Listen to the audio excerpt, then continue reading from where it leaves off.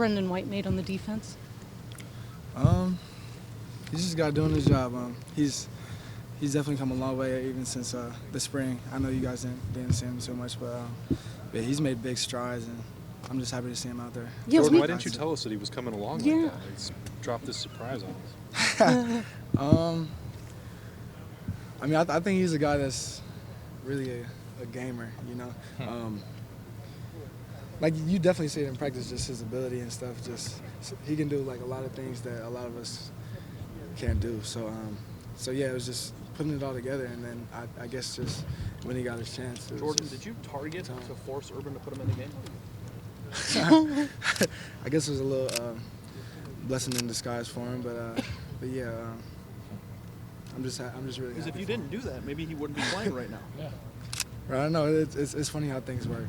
With the way he's playing, Jordan, does that free anything up for you? Does that make you play more confidently? I know that you felt good with the other guys out there, but he just seems like he's playing at a pretty high level right now.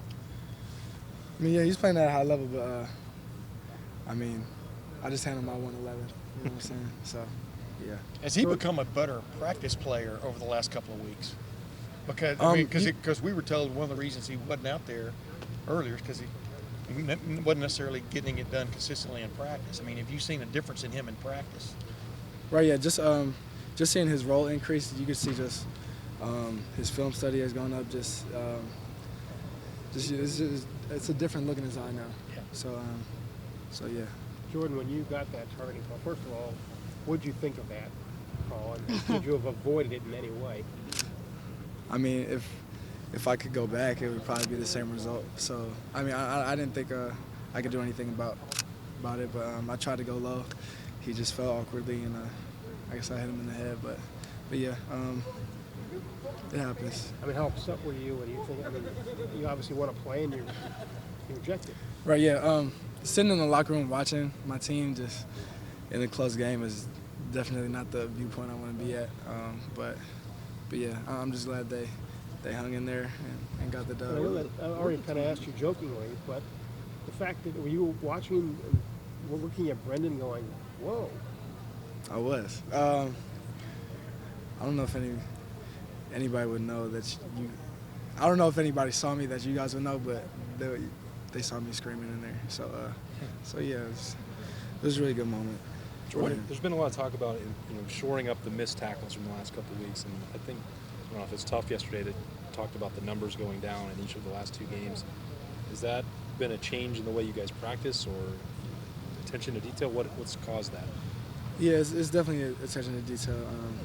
More tackle drills, and just when we do team stuff, it's all about just driving the runner backwards, and that definitely helps. And hopefully we could stack some games. You guys had, and Coach Yana was talking about too, how many fewer missed tackles this week. The games before, when you had, I guess, 20 against Purdue and 15 against Nebraska, when you're in a game and you're missing tackles, what is that like? I guess you know it in the moment, right? Like, right. You could have had that guy. What's that like as a player when you feel that happening? For me, it's really just next play, get him next time. Take an extra step when you're approaching the ball carrier. It's not like, oh, whoa, what are we doing, blah, blah, blah. It's really just next play. We got other plays to worry about. So then, conversely, against Michigan State, could you feel that in a game where you only had 3 missed tackles as a team? Did you feel like more fundamental? Hey, we feel really good. We're making plays here. Can you sense that while it's happening? You can. I mean, I just noticed the 3 and outs, us getting off the field, and not really being tired or juiced up and stuff like that. That's when you notice it. But yeah, game day, I'm not really evaluating. Dang, we could have got him there. I'm just counting missed tackles. No, I'm just next play. I know that technique is obviously crucial, but a couple of your teammates have described sort of having a different energy level on defense the past couple weeks. Right. Is that true? And if so, where does that come from?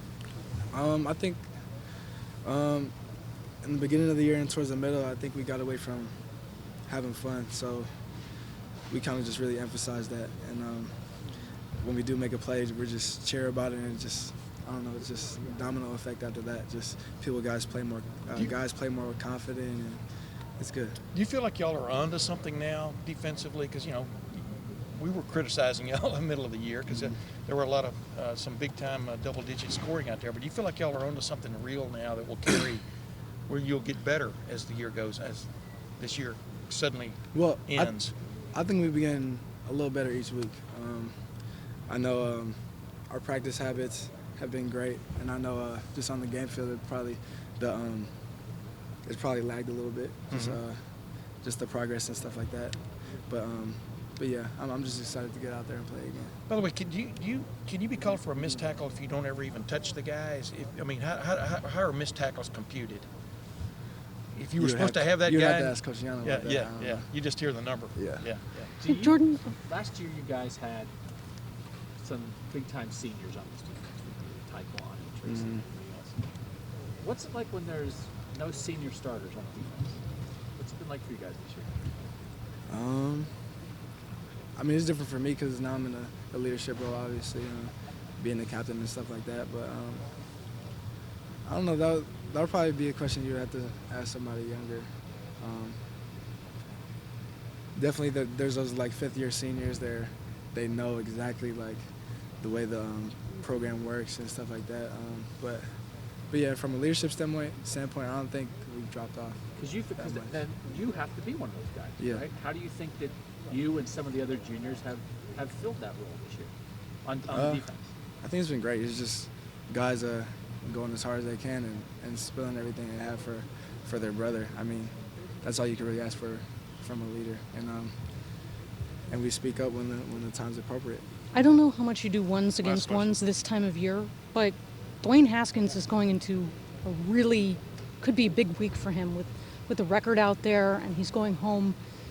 From your perspective, have you seen a different Dwayne Haskins this week?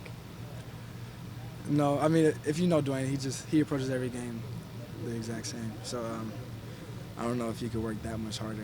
Dwayne's one of the hardest workers I know. So yeah, he approaches every game like it's his last.